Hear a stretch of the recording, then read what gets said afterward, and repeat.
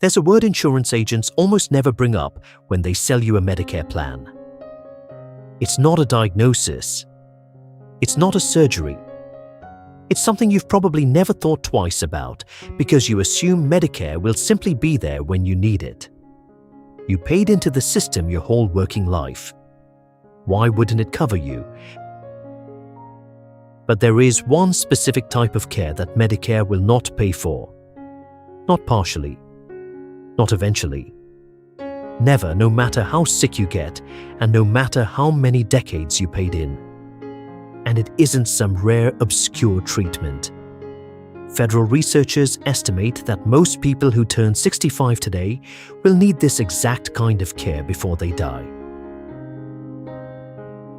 By the end of this video, you'll know every major gap in Medicare coverage and which one of them could quietly cost you more than anything else in retirement.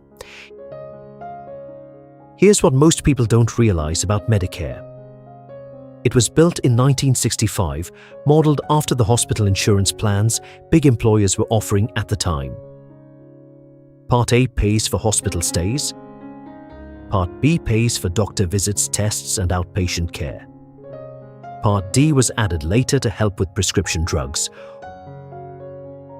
What Medicare was never built to do is cover the ordinary, everyday cost of keeping a human body running as it ages. That gap falls into two categories. The first is a list of things you've probably already grumbled about. The second is one giant blind spot that catches families completely off guard. Let's start with the list you can actually prepare for. Original Medicare does not cover routine dental care. No cleanings. No fillings. No dentures. If you need a tooth pulled, you're paying for it yourself unless it's directly tied to another covered surgery, like reconstructing your jaw after an accident. It doesn't cover routine vision care either. Eye exams for glasses, the glasses themselves, contacts, none of it. The one exception is cataract surgery.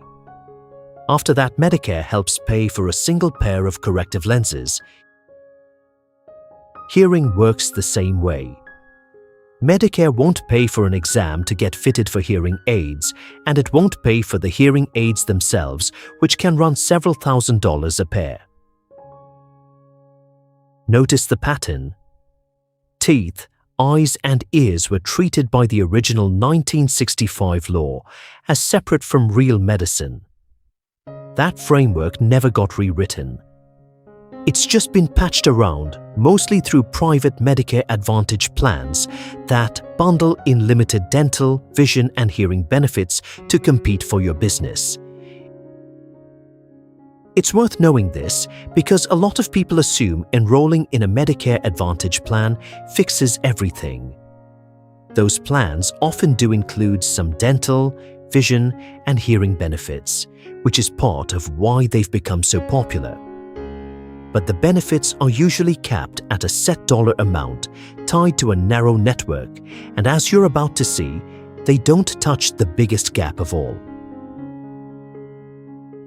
Then there's a second tier of gaps that catch people off guard because they don't come up until you're already dealing with them. Medicare generally will not pay for care outside the United States. Get sick on a trip abroad and you're largely on your own. It won't pay for cosmetic surgery unless it's reconstructive after an injury. It won't pay a concierge doctor's annual membership fee, even if that same doctor also bills Medicare for your visits. And it's very selective about alternative treatments. Acupuncture, for instance, is only covered for one specific condition, chronic low back pain, and only for a limited number of sessions. Ask for it to treat anything else, and you're paying cash. Routine foot care falls into the same bucket. Corn removal, callus treatment, ordinary orthopedic shoes, all excluded, unless you have a specific condition like diabetic nerve damage that puts your feet at serious risk. Every one of these is frustrating. None of them are what actually breaks people financially. Here's the gap that does the damage. Most people assume that if they end up needing a nursing home, Medicare will pay for it. It's an understandable assumption. It's also wrong. Medicare will pay for a skilled nursing facility, but only under specific conditions. You need a qualifying hospital stay first. Medicare covers the first stretch of days in full, then requires a steep daily copayment, and after 100 days, it pays nothing at all. Zero. But here's the deeper problem.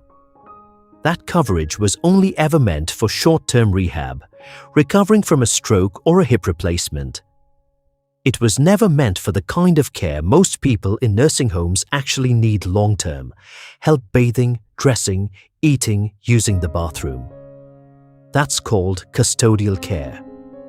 And Medicare does not cover custodial care. Not for one day. Not in a nursing home, not in assisted living, not even in your own home.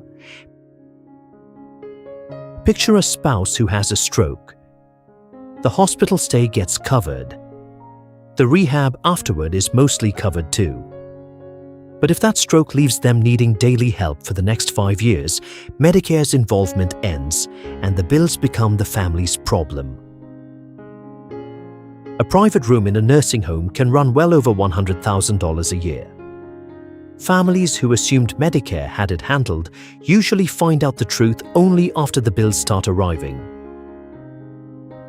So how do people actually cover it? A few ways. Some buy long-term care insurance years in advance while they're still healthy enough to qualify.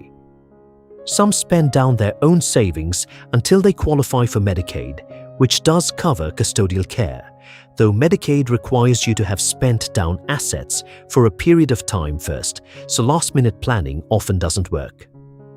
And a huge number of families simply provide the care themselves, unpaid, which is exactly why caregiving so often falls on a spouse or an adult daughter. And no, buying a Medigap supplemental policy doesn't fix this either. Medigap only helps with the co-payments and deductibles on services Medicare already covers. If Medicare excludes something entirely, like custodial care, Medigap has nothing to add.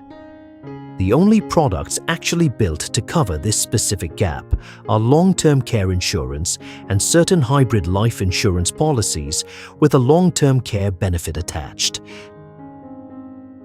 None of these gaps happened by accident, and none of them are likely to change soon. They were built into the program in 1965 and patched around ever since, never fundamentally redesigned. Which leaves you with one real decision. Not whether you'll ever need help Medicare won't pay for, the numbers say most of us will.